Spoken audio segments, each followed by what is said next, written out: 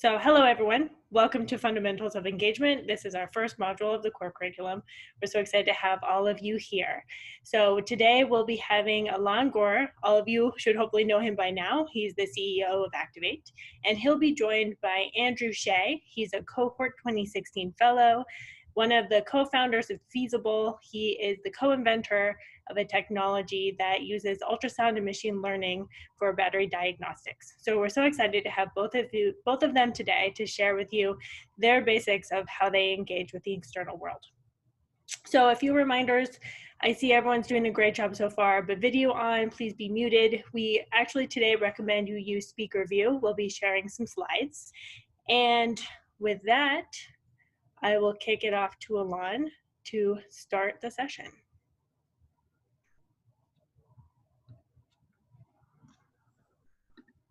Terrific. Thanks so much, Brenna. Hello, everyone. Thanks so much for joining. So here's what I'm going to do. I'm going to start, actually, before I share my screen, just a personal reflection. This came up, I think this has come up before, but as I reflect on my experiences as an entrepreneur and specifically a PhD turned entrepreneur, this idea of needing to go and create value and impact, not by running into the lab or looking at the latest publications, but by going out and engaging with others, is such a fundamental, I think, mindset shift that's important for anyone with a technical background. That's driving into entrepreneurship. I think the idea, Steve Blank's idea of customer discovery, I think has really tried to help stress that for scientists, but only within this kind of one narrow realm of customers. But it's way broader. It's way broader than that. And so, the reason this is meant to be the first session here is I think it's foundational to all of the work you're going to be doing. In the fellowship, we've got this framework around technology, advancing technology, team, finance, and market value, minimizing risk across those categories. It turns out your number one tool to being able to do that across all those categories is likely going to be more around engaging others than anything else. Even interestingly, I think in the technology category. So with that, what I'm going to do is share my screen here, and we'll jump in. Thank you, Alon. And I'm posting a note in the Cohort 2020 Fellows channel. If anyone has questions for Alon, I'll be monitoring that and having you bring them to him throughout the session. So it says my screen is shared, but it's not showing me the right window. So okay, now I've got it. Okay, can everyone see? Just give me a thumbs up if you can see a slide that says Fundamentals of Engagement on it. I'll take feedback afterwards and recommendations for a better title for this slide. This word engagement is sort of strange, but it's the best I can do because I think it's multifaceted. And as we jump in, I'll just thank Andrew Shea for joining.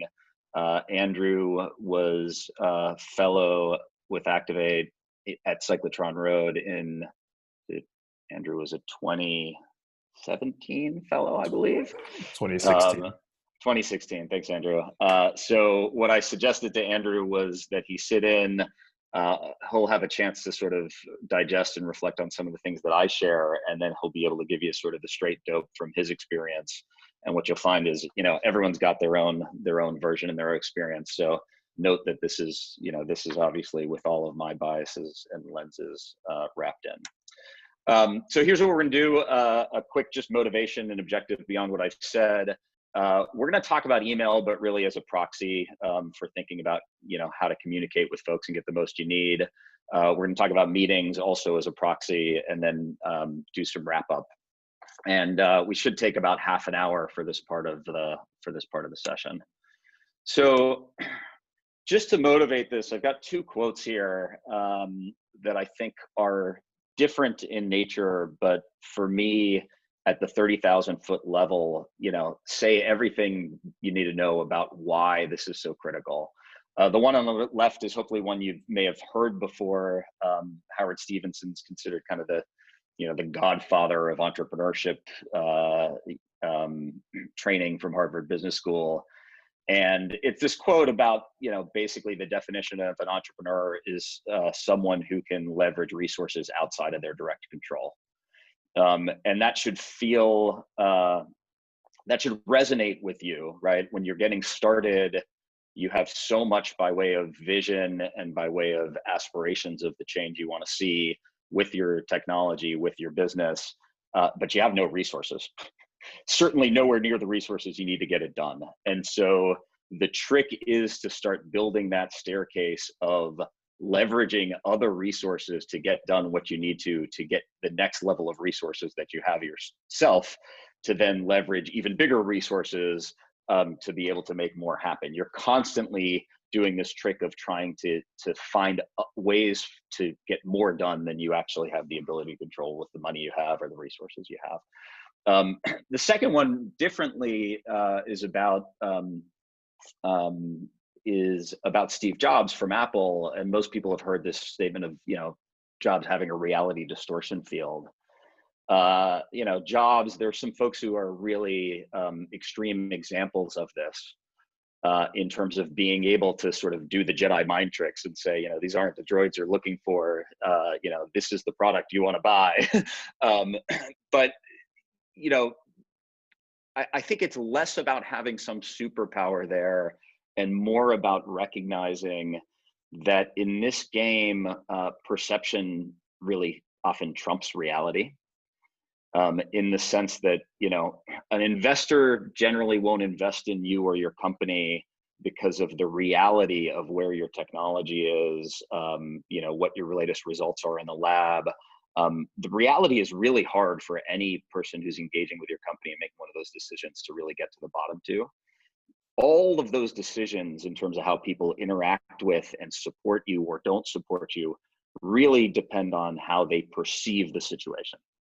And the trick, especially as a scientist who, and as someone who above all has a dedication to objectivity and truth, right? The trick is then, how do you think about how people are perceiving your work, and how do you engage with them in a way that allows you to uphold that commitment to objectivity and help shape the way they're perceiving things and the way you're engaging with them to make it as productive as possible and have them lean in versus lean out in supporting you.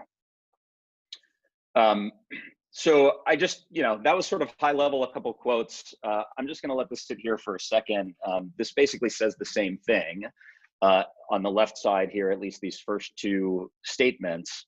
The third one here is, whether it's about navigating the perception of you and your technology and your business so that people will engage with you and get you the resources you need, or just generally leveraging resources out of your control, you have to be doing that all the time at the earliest stages of a startup. And one of the important questions in the fellowship here is that you? Is that going to be your job? Is that going to be your superpower that you bring to this? If so, how do you hone that? If not, how do you make sure that there's someone sitting there next to you on your team, trusted advisor, who's really doing that? Certainly for any of you who have aspirations to be the CEO of your companies, this will be your job. And I would argue this would be, the majority of your job moving forward. So if thinking about engaging with other people, whether it's in the context of sales or social or meeting people, if that doesn't get you energized and it's not something that you're excited to build on, you really need to question whether either whether you're sort of the right person for the CEO of your company, or at least how do you make sure you express yourself as a CEO and surround yourself with people who can complement you in that. Okay, we're gonna kick off. We're gonna do a little poll here, and just try and be as honest as you can. Think time averaged over the last, let's just call it the last 6 months of your experience. And the question is, how much time do you spend, I say, on strategic external engagement, meaning intentionally thinking about interactions with someone outside of your team, outside of yourself, and just, let's say 10 seconds, put in your response really quickly, whatever feels right, and let's see what the results look like.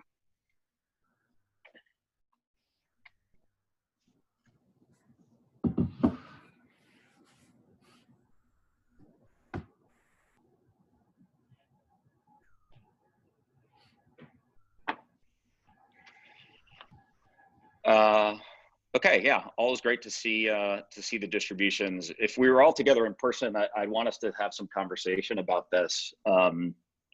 But I think it's interesting to sort of reflect on the distribution here. It doesn't surprise me that we have a majority of folks in this 20 to 40% category.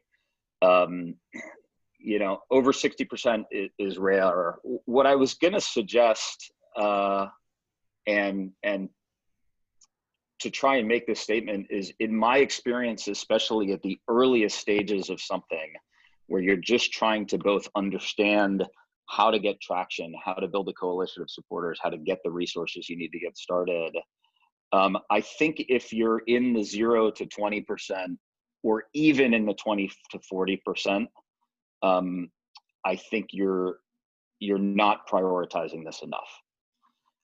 And I'll suggest that, the comment I'll make is, the question becomes, well, what are you doing with your time otherwise? And for everyone, there's the idea that there's this most important thing they have to accomplish. I think for a lot of folks, and we saw this in the prior conversations we've had, it's that next technical result you want to get done in the lab. And when you think about that, the question is, well, why do I need to get that next technical result right now? For many people, it's, well, I think that's what investors need to see to invest in my company next, or that's what a corporate customer needs to see to actually pay attention to this. And if you think about the two things that I mentioned in the quotes, one was, well, how do you get access to the resources you need? And two is, how do you think about perception versus reality? Oftentimes in my experience, the perception, the thing that is the hurdle to those folks engaging, is probably not that piece of data. It's something related to the fact that they are not perceiving what you're doing to be real. And there might be a far easier way to think about engaging with them in a way that changes that perception, right? One of the examples that we often go to here is, develop a spec sheet of what you think you're going to be able to accomplish technically, and go have a conversation with the customer based on that spec sheet. You can mention to them, it's going to look like a perfectly, it's going to look like a real startup product spec sheet. And you can mention to them, listen, we're not quite there yet on the technology. This is what we think we're going to have as a spec sheet. And oftentimes you can actually get the response you want. I'll share just from my experience on the technology side, interestingly enough, in the battery startup that I helped found, we had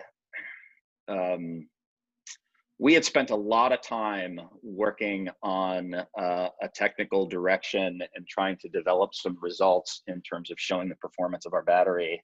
And we were using a number of assumptions in terms of how what the right formulations are and how the industry calculates things like energy density within the battery, coming from an academic lab. And I just remember at some point we spent a bunch of time trying to engage with real battery experts within the industry, which were hard to find and hard to build trust with.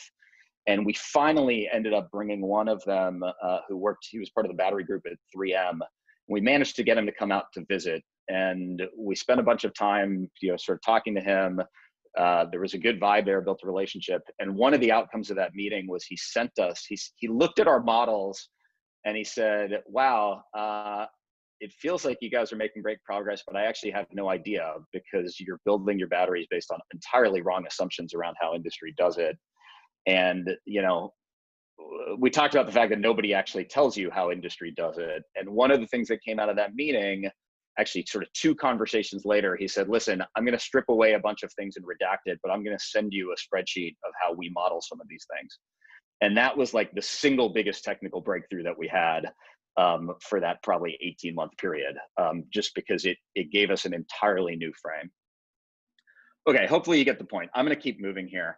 One of the things we tried to do in this presentation is shift, not just talk kind of at a high level about the importance of some of these stuff, but give some real kind of bullet point guidance for folks who sort of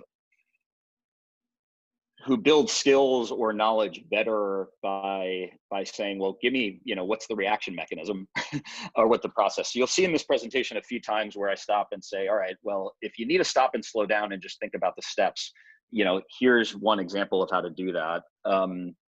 I would say here, this basic framework is just around engagement generally. So whether you're talking about a meeting or emails or calls or anything, you can get just about anything done with just about anyone on the planet if you know what you're trying to get done, you can reach them, you have credibility, you can actually motivate them to take some action or engage, and you inject enough energy to make the reaction happen. And what I'd say relative to that generalized framework is, for Activate, what we're trying to do is set up a structure here to support you that makes some of this easier, right? So within the fellowship, you'll end up having a lot of these collisions that we call them, which is just making contact with a lot of folks.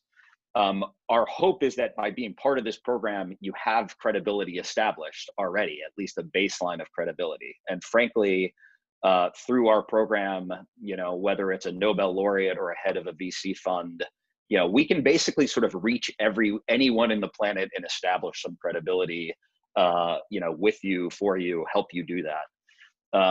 And so there are some things that we can help with, but a lot of this has to be driven by you, and we'll talk a little bit more about how to do that well. This is high enough level that I'm not going to stop for any questions on this part, and I'm just going to jump into email. A lot of things we can talk about. One of the reasons we brought up email here was an observation that for most of the fellows that come into our program with PhD backgrounds, there's a tendency towards just relying on, written communication, putting everything down with the data, all into one place and hitting send, right? Not a real-time communication, less of a personal social communication style. And I'm not going to talk about platforms because, we got texts, we got social networks, etc. There are a lot of different platforms. So try and get some generalized pieces out of this when I think about email. But in my experience, in the professional world in general, certainly among folks that you'll try and rely on as an entrepreneur, and certainly among the more experienced and more successful people, so the heads of business units, the partners of VC funds, in my experience, email is not a very productive approach to try and engage and communicate with those folks.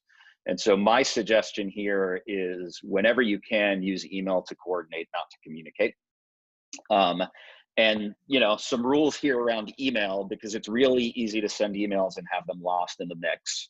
The most important rule is just keep it really, really short and poignant, right? What you want to imagine is that someone busy opens their email, sees this, can absorb it all without scrolling, without getting mentally fatigued by all of the words there, can understand the point, and actually has a reason to hit respond and even send you a one-line email saying, sure, let's set something up with my admin, that kind of thing.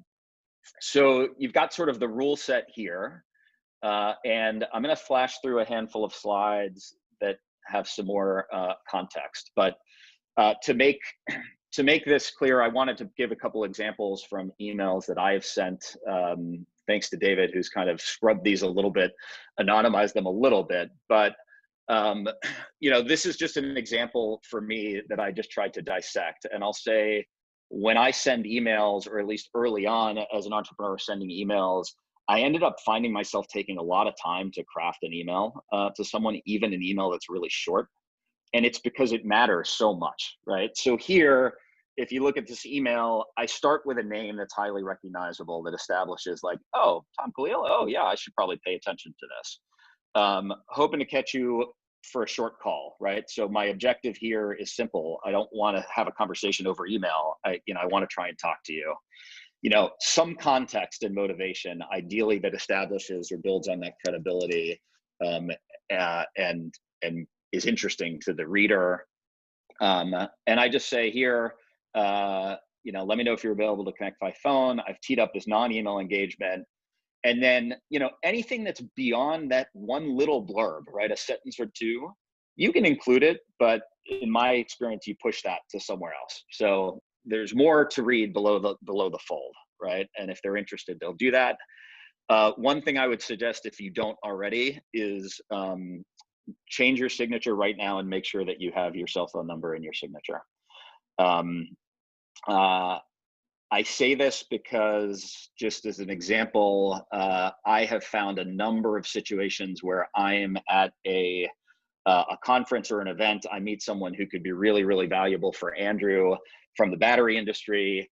And I say, you know what, I should probably just let Andrew know about this person right now. And I go to Andrew's email to figure out his cell phone number because it's not already in my phone and I don't see it there. And I wanted to make a connection or say something to him in that moment. And then I move on and I just go, all right, I guess I can't really easily touch base with him. Again, that's my own bias, but we'll talk a little bit more about the power of just being able to connect and be connected with by phone. If you're worried about random people calling you, guess what? You don't pick up the phone when a random person calls anyway. So not that big of a deal. This is an email example of someone who was a new contact.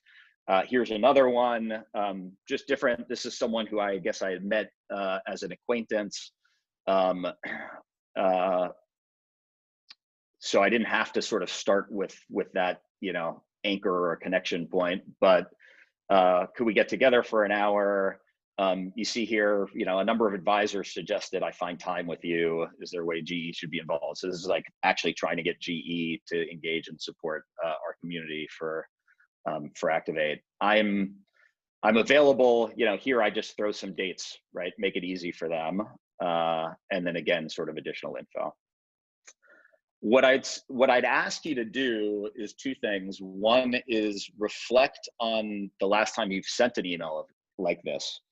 Look at what you sent and just do a comparison here and see whether there might be ways for you to either, tighten or add some of these elements that could be helpful. And next time you send an email where you're trying to engage someone either that you know or don't to move something forward, I think you could just hopefully use this as a helpful sounding board or template to think through.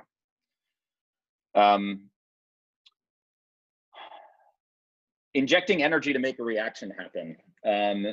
This is just my personal, I think Tina, some of you heard from Tina Boville who mentioned something similar. I will often in a conversation think, oh, you know what, I know someone or I've met someone or I have a LinkedIn connection or someone has a LinkedIn connection that could answer that question. In this case, I was working with one of our fellows who was trying to reach out to someone at Sealed Air Corp. And I remembered a connection point and I sent this person an email. And just to give you a sense, I sent this person an email in January and I didn't hear anything back. For a lot of people, the reason you don't hear something back is because they don't check their email or they didn't check their email that day or they're not great at email or they were busy, right? You don't know until you have data to suggest otherwise that they're trying to actively ignore you. I've only had probably, 1 out of 10,000 communications I've sent, every 10,000 communications I sent where someone writes back and says, I actually just didn't want to engage in this. Almost every single time, if I continue to send an email or, reach out or find a way to ping them, eventually they'll say, wow, thanks so much for continuing to push on this because I actually was excited to get in touch with you and have this conversation. I was just really busy. I didn't have a chance to. So just as an example, because I thought this was a surprisingly, extreme one, I sent an email in January. I then talked to this same fellow in February and said, oh yeah, I was going to try and make that connection. Let me just resend that email. That happened again a month later. Then I got kind of frustrated. And so I went to LinkedIn. I sent them a note on LinkedIn. I sent them another note on LinkedIn. Finally, you see, it's like, I'm no longer working in R&D, so probably not great. No problem. Okay, then I get a new contact. And I'm able to now have a credible connection to that contact. Long story short, eventually, yeah, it was 6 months later, but eventually this ended up being a really valuable contact that I was able to make. And what I found a lot is that you sometimes start this effort, you try and connect with someone you don't have a chance to. You might then meet them at a conference 2 years later, and you can say, oh, I actually really had tried to reach out. Now you have this interesting, actually, you have this interesting sort of shared history of like, they know you were trying to reach out to them. They know you felt that they were really valuable. And even that can be useful. In general, part of the idea here too is, for me at least, there are some times where you're trying to connect with someone for a very clear, discrete reason. You need an answer to a question. You want to invite them to an event. That's obviously really powerful, and having that objective is important. There are other times like this. This is sort of a fishing expedition. This person is someone who is of a standing in a position where they should be really valuable, but you don't really know. And what I find is that, there's a balance. I don't know what the balance is, but I'm constantly finding time for both of those types of engagement. Alongside every strategic communication that I have, where there's a clear, I know what I need from this person or what I'm trying to get, I'm often trying to send one communication or reach out to someone more in a fishing expedition way. An example I'll give you is when we started, around the time that I started Cyclotron Road, an economist named Robert Gordon wrote a book, and the book's called sort of like The Decline of U.S. Productivity, which talked about how, innovation has shifted and U.S. productivity has declined as a result. I just found that work really interesting, and I thought, all right, here's a really credible person speaking about, innovation, which ties to what we're doing, even not directly. And I ended up sending him an email, just finding his email address, and I sent one of these style emails, like, this person said your work is really interesting. Here's what we do. And that was an example of then me having a chance to get on the phone with him then making connection to a number of other folks thinking about innovation, then making a connection to someone who is actually really excited to fund us, right? And so that's, you want to put yourself in the flow of those opportunities, and oftentimes it's by doing this. Okay. Bit of a little focused module here among this presentation, which is part of any written engagement, especially in email, which often is going to be the first way you connect with someone, is you need some really tight blurb on what you're doing, which captures their attention. One of the biggest mistakes that I see from our fellows in generally reaching out to folks and in emails like this is that there's just their emails are way too long, and people just get overwhelmed by just looking at the words, right, when you're staring at your screen. And so one of the things you need to get really good at is understanding how, in 3 bullet points, I would say, whether you string them together into a paragraph or you have them as bullet points or separately, you'll sort of tune that in, that catches people on what you're doing, why it's interesting, why it's credible. And so here's my suggested framework for your sort of 3-sentence blurb. And if you work with me at all, you will often, especially if I want to try and make an intro to help for you, I will say, send me a blurb that I can forward along. Even if someone doesn't say that, you should always have it in mind. If someone's going to make a connection for you, you want to send them a blurb to make it easy for them. And you need to have a sense of what your blurb is. So what I did here was try to pull from our prior fellows that we've worked with, specific sentences and how they match to a couple of these objectives here. Right. So, what's the problem you're trying to solve? What's the value you're going to create is really important. The credibility of you, your team, your company, your technology is really important. and something about your status and traction so they can compartmentalize and understand whether this is something to engage with. When you're doing this, if you think about the framework, obviously you want this to be based on the truth of your status and where things are right now, but this has to be done, this has to be formulated relative to what you think the perception will be of the person reading this. And so while I've got some generic pieces here, your status and traction might look different if you're communicating with, you're trying to get the attention of a Nobel laureate to help you on the technical side, obviously, versus an investor. I'll just let this sit for a second. And let me just think if there's anything worth saying here. You'll see a number of superlatives here, right? Like unmatched strength and temperature stability, world's smallest and lightest propulsion source, right? Something that says like, oh, wow, this is actually different and unique and differentiated. On the credibility side, whatever you have to anchor to something that's like, oh, well, if they're associated with X or Y, Activate's a great thing to anchor to. So, we're part of the prestigious Activate Fellows program. And then on the status and traction, finding a way to make it feel as relevant and real to the audience as possible without obviously overselling so much that when they meet you, they say, oh, I thought you were at a completely different stage.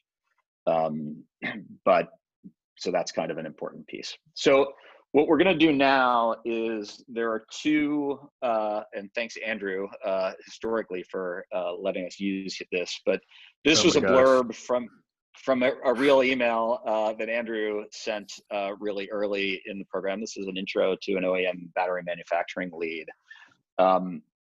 And what I'm going to suggest right now is I'm going to keep this on the screen. Brenna's going to Slack it out, and we're just going to do a quick 5-minute breakout in groups of 3 and 4. And the simple question is, what would be your one top piece of advice for Andrew in terms of how to improve this as sort of the blurb relative to a communication that he's going to send. And we were thinking about 2 of these case studies, but I think we're just going to do the one, Brenna. So you can just send this out, and we're going to move into these breakouts.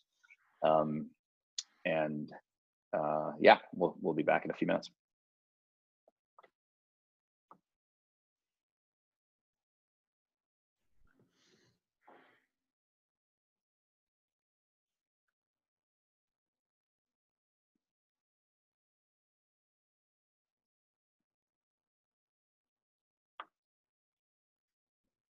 I assume you don't want program team members to join?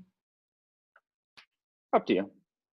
I think we just leave it fellow. I can't believe you're still using this one. I put it here just for you, Andrew. I know, it's good. I mean, this is a classic. This is like goes into like the Bible of cyclotron road assets. It's funny because when you were talking about this section, Alana, I was like, oh, I felt the desire to jump in and be like, the impulse, especially early on, is going to be lead with your technology, but lead with the impact for the customer, whoever is like, that was a mind shift took me a long time to get right. Mm-hmm. Does it feel like I can't tell whether folks are back. All right, so here's I'm just kind of curious. Let's just do some quick, quick sharing of the one kind of most notable thing that came up that you give for feedback here. Yeah, people are posting in the thread, Alon. Leia had a good point. Sam, Jay. Okay. Oh man, I love this. I would love to see people's workshopping my blurb. Yeah, this is, by the way, something that we can and will have a chance to do. So let me just take a look at what some of the posts are, and I can echo them back. Okay, Leia, low-hanging fruit here. The first sentence should have mentioned the value and market problem. I think I see Andrew nodding. Sam says, start with a personal introduction using the word I rather than a business introduction. Jay says, does the receiver know why acoustic tools would be desirable? Brendan says, we found it pretty generic, nothing to make it jump out in terms of superlatives. Andrew, since we have you, reactions there? Yeah, no. So just a little bit of context. This is not the current version. This was from, I don't even know, like early 2017. So one of the first efforts of really trying to go from 20% active engagement externally to like now, probably 80%. So it's gotten a lot better. Yeah, I think everyone's feedback so far has been pretty spot on. And it definitely depends on the context of who you're talking to, for sure. Yeah. I remember one of the things when we actually talked about this specifically with Andrew at the time, I remember one of the things basically being like, well, I know folks in the battery industry, and I know like you're trying to anchor to ARPA-E ideas, but like my guess is like a battery manufacturing person doesn't really have any clue what that is. And they may or may not actually be with you on like SOC, SOH, and why do they care, right? Like some of those things. So I think folks here captured a handful of those pieces. And part of the point here is, I think at the time you send a note like this, like you don't even think, like you send it because it's a natural communication. And what I'd encourage folks to do, especially right now, as this is top in mind, is next time you're going to send a note like this, just take another moment, bounce it off of a couple people and say, I'm sending a note to this sort of person, and try and build some muscle on that as a process. And the result can be really, really different. Well, and Alon, so since Andrew asked or brought up the audience really matters, Tom Mahoney asked, how much time do you sink into researching the background of someone on one of your fishing expeditions before sending the email? How focused should your objective be? So yeah, such a great question. My answer is you just need, like, you can never do the 100% effort on 100% of the cases of what you're doing. If you're striving for that level of perfection, you're doing it wrong because you're not out there enough. I think for me, the key is if you have the time, whether it's a meeting or proactively, taking the few minutes to like go to LinkedIn, look at their, see for connections, like in 2 minutes, you can actually get quite a bit. But more importantly, it's just a reminder of thinking generically about that person's mindset. I mean, it's really just to put yourself in that person's shoes. When they get this email, are they probably having dinner with their family? How busy are they? How many emails do they get? How often do they hear from a scientist or an entrepreneur? And then thinking about, okay, how does that change some of how I approach this? I want to make sure that we have time to hear a little bit more from Andrew. I'm gonna try and just mention a few highlights on the rest of these slides, which you have. There's another case study here. One thing I'll just say, and I'll give an anecdote, which is around the time of the stimulus funding that came out of the government in 2008, one of my board members suggested that we go to DC and actually present on what we could do relative to manufacturing of our batteries and getting funding for a pilot manufacturing plant. And we were pulling together a presentation, and the board member looked at it and said, you don't have the information here. Like, what equipment do you need? How much money do you need for a pilot plant to manufacture your batteries? And we said, well, we're not there yet. Like, we don't know enough about manufacturing. We're still in the lab thinking about devices. And he said, there has to be a slide or two here on what the specific ask would be or what that would look like. And he said, I don't care, I don't care how you get it, but like, figure that out. And we were floored. And what it did was it forced us literally in a hotel room in DC that evening to go through all of the contacts we knew who might know these things about battery manufacturing, and literally go through and find their phone numbers and pick up the phone and call them. And it was such a valuable experience for me because I found that in about 2 hours in this hotel room, we were able to learn more about the details of battery manufacturing and what equipment we might need or use than, months of just sort of thinking about this stuff, reading, et cetera. we ended up putting together, these slides, terrified, presenting to some folks at the Department of Energy who were the experts in batteries. And, they looked at them and they were like, okay, yeah, like this sounds really reasonable. Like it totally worked. And so I would just, I guess what I would charge you with is, as uncomfortable as it may feel, if you really want to build some skills and muscle here, take an opportunity over the next week or day, find someone who you've been trying to connect with, who you'd be interested to connect with, that you wouldn't imagine just picking up the phone and calling, and call them. Call them and say, hey, I've been meaning to talk to you. I realize it would be hard to coordinate over email, and just see what that's like. That's a personal take. There are some folks who I think feel like that's not as productive, but I have found that some of the most valuable things that I've been able to get done have gotten done in a fraction of the time and more effectively by biasing towards this.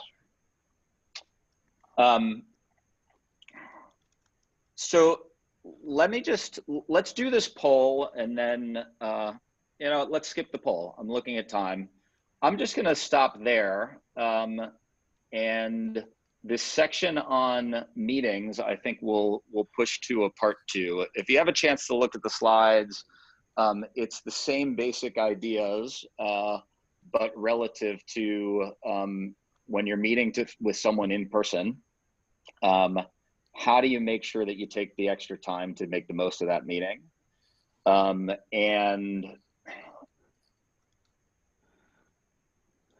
sorry, this is, and just so you see what's here, kind of here again, some sort of steps to make this work.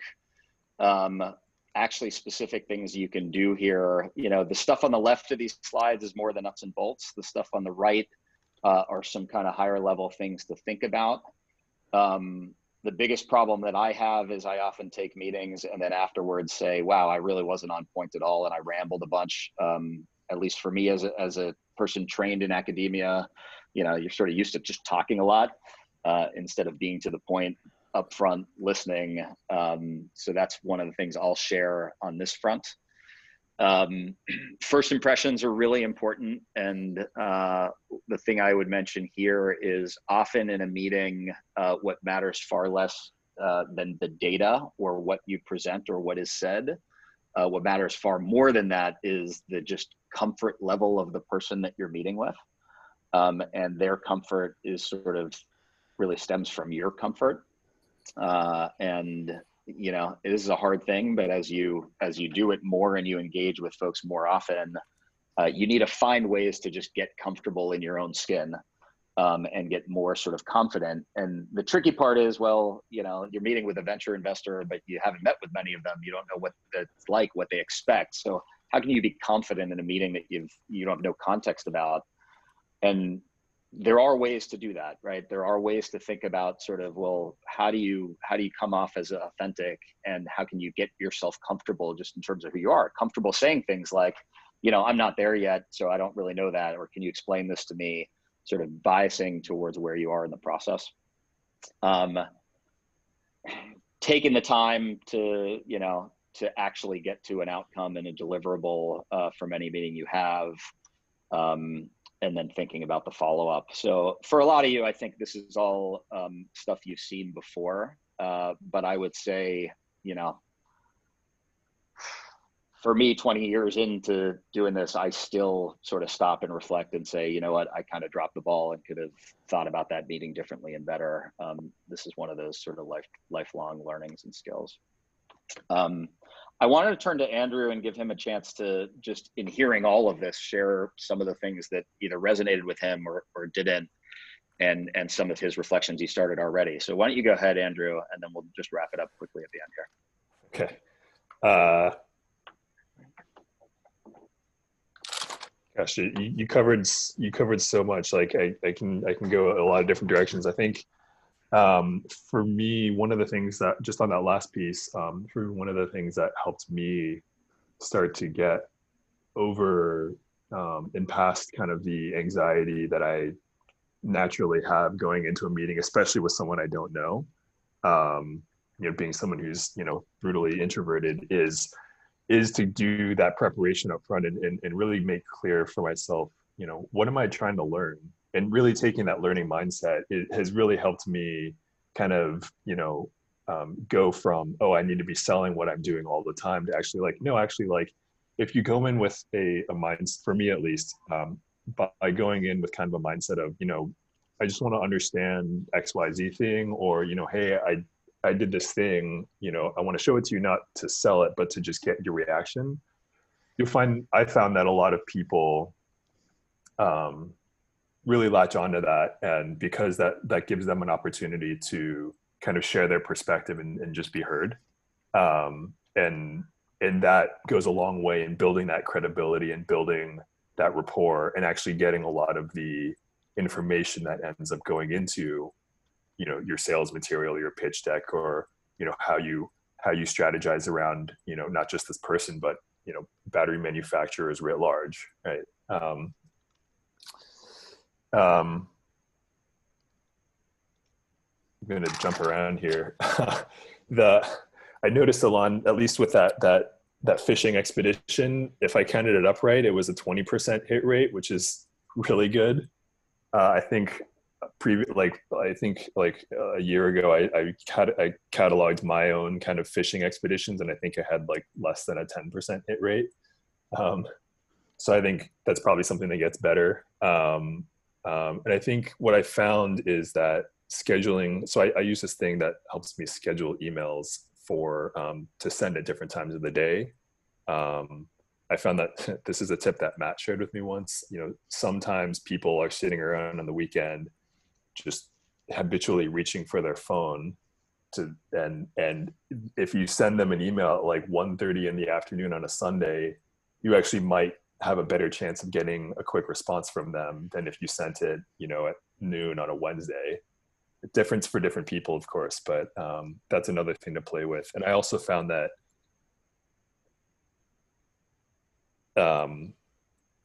you know, if you're trying to set up a time to have a meeting or whatever, you know, it's a better, I get better responses from actually just giving 1 or 2 specific times, or even better, you know, Calendly now has a thing that embeds like, click on this time and schedule, book a meeting.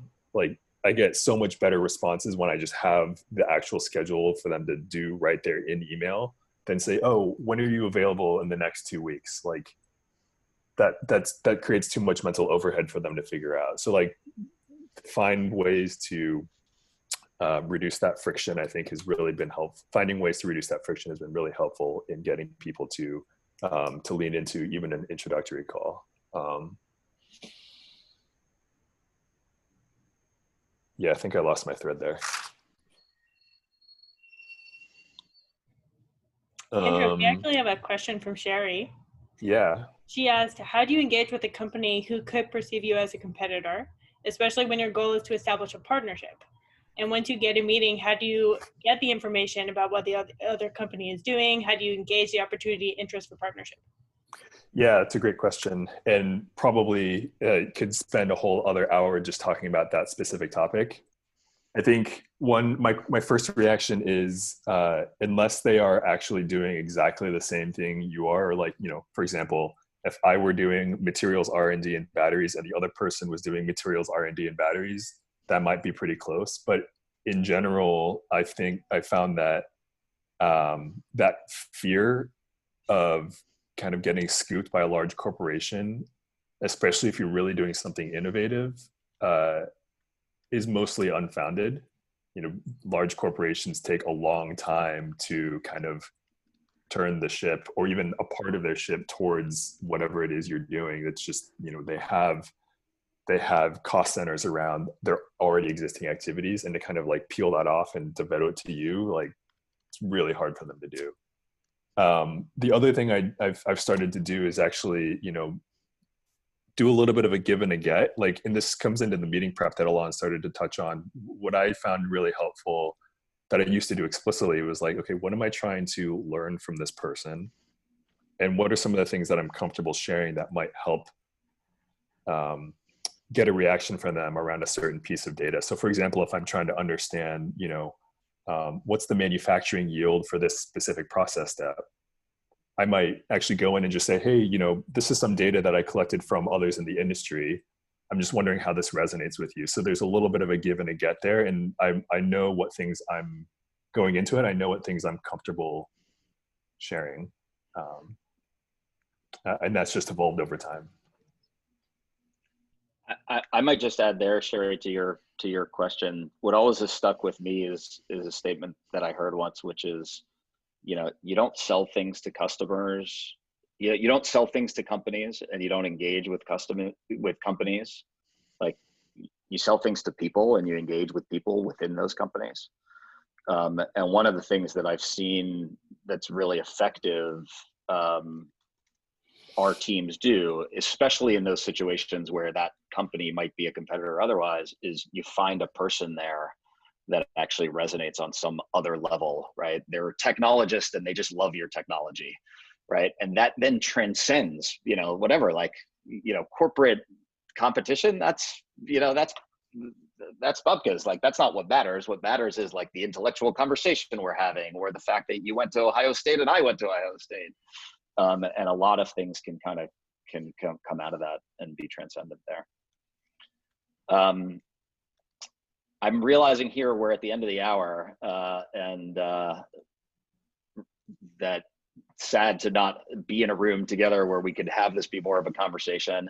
And so I think we're gonna have to close. One of the things that I would say is, there's a lot here, and there's a lot of different folks' experiences that's really helpful to share. What I'd like to do is offer up that over the next couple of weeks, have a chance to take a couple of pieces of this and have a couple of sessions that focus more on those for folks who are interested, whether it's kind of crafting your blurbs, or thinking a little bit more about meetings and engagement. And so we'll offer those up as a follow-up. The real point for this presentation is just to stress, hey, this is something that really needs to be foundational and front of mind for you. And hopefully that came through here. The last thing that I would say is, we have, I just have here, just so you're able to see them and come back to them if you want to, and so that I'm able to stress what I think are the takeaways here. Right. I tried to just reflect on the presentation and think about, at that level of motivating, what are the 5 things that I think are more universal to keep in mind. Having the objective, even in the fishing expedition, your objective is to connect with someone, who it could be influential. The persistence, picking the medium.